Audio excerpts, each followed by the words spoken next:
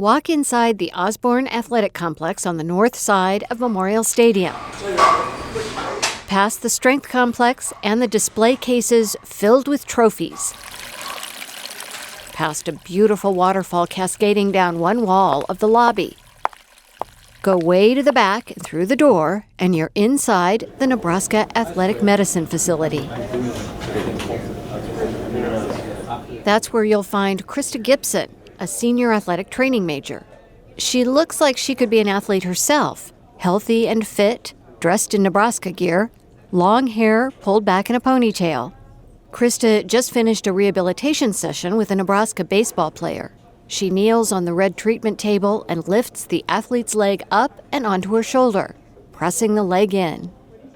I'm just doing a general hamstring stretch just after our rehab, and gonna get the high hamstring because that's where he's feeling a lot of tightness. Athletic training majors participate in a variety of clinical experiences throughout their 4-year program. At Nebraska, Krista has access to the latest tools. UNO is obviously a part of the Big Ten. We have amazing modalities and equipment that I'm exposed to. You can see the machines just around here. I know how to use those, which is awesome. I can use those on athletes. Nebraska is an amazing place to be. We offer a lot for our student athletes, and then we get to see the benefits of that too as athletic training students. There is no place like Nebraska, is there? That's Jeff Rudy, Director of Athletic Training Education.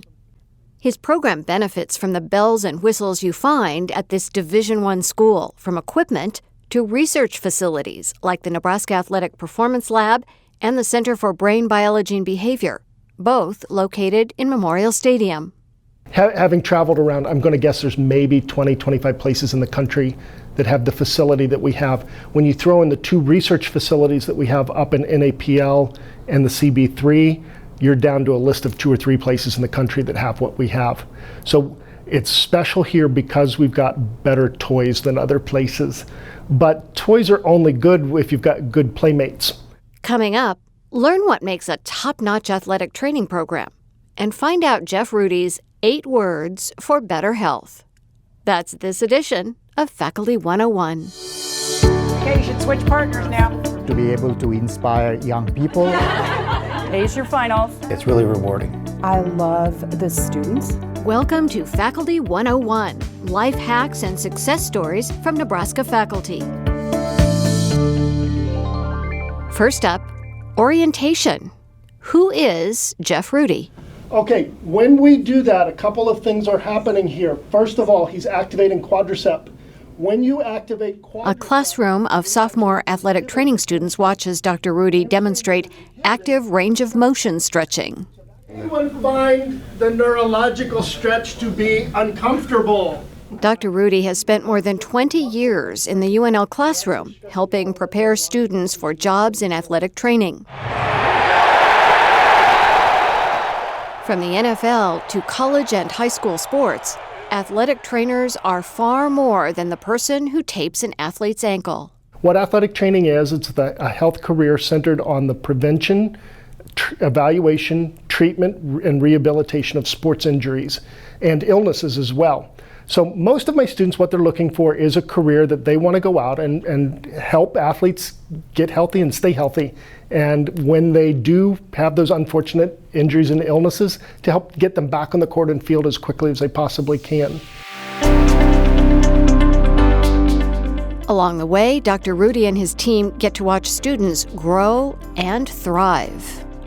I literally see these kids at 8:30 on Monday, the first day of school. And then I literally see them the moment they get their diploma. It's just seeing that change is what keeps me coming back day after day. I love seeing that blossoming of these kids, and it's not even just professionally the difference in them and that increase in knowledge and skills and abilities. It's the change in them as people. It's just amazing to be a part of that. I sometimes get to write just a line or two in someone's biography. That's why I keep coming back. I just absolutely love that part of it.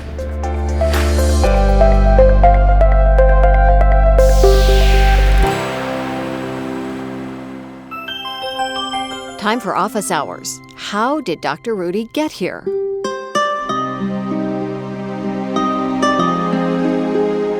If it weren't for a broken heart and his mother, Jeff Rudy might never have made it to Nebraska. He grew up in Pennsylvania, earned bachelor's and master's degrees at the University of Pittsburgh, and started a career in athletic training. After I finished up at Pittsburgh, long story involving a lot of broken hearts and a bad relationship, my mother told me to move. I needed to get as far away as I could from my current situation, so I ended up at Kansas State. While at K-State, he had the opportunity to teach. He admits his classroom debut was not inspiring.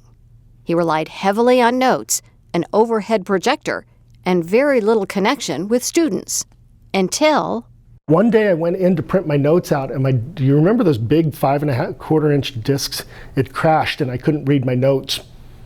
And I was panic stricken because, oh my goodness, I don't know what I'm going to read in class. So you know what? First of all, you know the material. You just went through it last night. You don't need the notes. I went to class that day. I looked up, and it made all the difference in the world. Once I started connecting with the students, it was like the mothership had landed, the heavens had opened up, and it was just this moment of clarity that I was supposed to be a college instructor. Up next, lab work.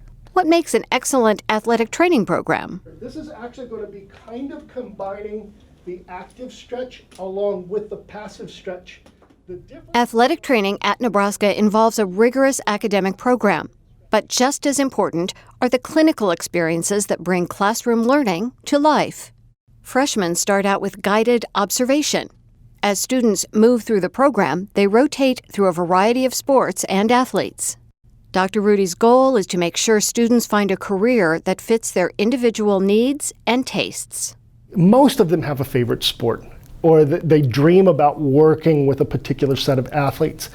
Athletic training, we have to be prepared to work with all kinds of athletes and all kinds of sports and all kinds of different injuries. There's a difference between boys and girls. There's a difference between working with a team sport like football and an individual sport like swimming. There's a difference in the injury patterns that we would get from baseball as opposed to track and field. So what our clinical experience is meant to do is give those kids as many different kinds of experiences, as broad of a scope as they possibly can. As sophomores, it's generally 4 different clinical experiences. Junior year, it's another clinical experience, and then the senior year, we're hoping that they're getting a little bit more autonomy, that they can spread their wings and do more. They've got more tools in the toolkit, and we try to give them opportunities where they get to work, get to apply what they've learned so far in the program. Krista says clinical experiences enrich classroom learning. I'm very blessed to be able to apply my class knowledge to a clinical setting. The certified athletic trainers are working with us using our classroom knowledge because they know what classes we're in. So they're like, oh, you've just learned this, let's try it on an athlete. And it's just an amazing way for us to practice our skills and to learn even more. The program, like the career field, has changed over the years. There are more women in athletic training and more accreditation requirements. The university is developing a master's degree program, and athletic training graduates are finding jobs all over the country in both traditional and non-traditional capacities. I've got students that are working, a couple that are working in the NFL, major universities, a good number of them that have gone on to physical therapy school, a good number that have gone on to PA school. I've got one of my students is on the transplant team at Stanford. I've got kids that are working in joint replacement centers. I've got kids that are working for NASA. I've got kids that are working in Navy SEAL reconditioning programs. Most of them, the biggest number of them are kids that are working at high schools, clinics, and small colleges. Nebraska's strong athletic training program benefits from collaboration with athletics. In a lot of institutions, you have the athletic training education side and you have the clinical side, and they never, ever meet. From the time that I started here, I've been treated as a adjunct athletic department employee. They have treated me so well. There is always that integration and that respect between what they provide for my students and what I provide for them through the students. So that cohesiveness is just really, really special. The infrastructure we have with physicians, with physical therapists, with psychologists, with our nutrition team, with our outside orthopedists, their generosity back towards the education of the students also makes us really, really unique. So the relationship is probably even more important than the bells and whistles and toys that we have. Now it's time for a pop quiz, random questions, life hacks, and wisdom for all of us. If Jeff Rudy ever needs a side hustle, I recommend he write a self-help book or start his own podcast. I'd listen. He's loaded with practical advice for living, like why you should be a pig, not a chicken. One of my favorite sayings is when you eat bacon and eggs, the chicken was involved, but the pig was deeply committed. You can't be involved with someone's life. You have to be committed to someone's life. You can't just be involved with your career. You have to be invested in that career. So aim to be a pig, not a chicken. What should you eat every day? Dr. Rudy follows the 8-word advice of author Michael Pollan, who says, eat real food, not too much, mostly plants. Here's Jeff Rudy's 8-word advice for exercise. Strength and cardio, break a sweat, have fun. He runs half marathons, likes to cook, reads books 3 at a time, and relies on a scheduling hack to get things done. I've developed this habit of living in 1-hour blocks. So there's certain things I don't like to do, like paperwork for accreditation, but I have to get it done. I've got an hour to teach, I've got an hour to prepare for class. I have an hour block that I'm going to do accreditation work. I like to exercise, so I've got a block there. I'm not rigid where those blocks are, but I always make sure that I've got a block for the things I like to do, and I've got blocks that I have an hour block for the things I don't like to do, or things that I have to get done, those kinds of things. And the key to happiness? Relationships. I do Bible study on Thursday morning at my church. It's early in the morning, you're grumpy and you haven't had your coffee yet. That's the best hour of my week. Seeing those guys and spending that hour with them, that's wonderful. I have a friend that I have breakfast with every Tuesday morning. I have for years. And again, just having those depth of relationships and having that integration with people, I think makes me happy too. And now, graduation day and final thoughts. I'm just moving around the scar and mobilizing the tissue. Back at Athletic Medicine, Krista massages a surgical scar on a player's elbow. By next year at this time, she hopes to have graduated and moved on to physical therapy school. She looks forward to the future, but she'll miss her UNL athletic training family. We're a pretty tight-knit group, same with the other classes. We do activities together, we have like clubs together. And mentors, I feel comfortable talking to any of the certified athletic trainers about anything. We're basically a big family. When they leave here, the professional mentors that they've had along the way, we are going to be the ones writing their letters of recommendation. We're going to be the ones making the phone calls for them. We're also going to be the ones that are invited to their weddings in 2 or 3 years, and that they send us their baby pictures and things like that. I think family's a great way to describe it. That's it for Faculty 101. In the show notes, you'll find a link to the Athletic Training Program website. Faculty 101 is produced by the University of Nebraska-Lincoln.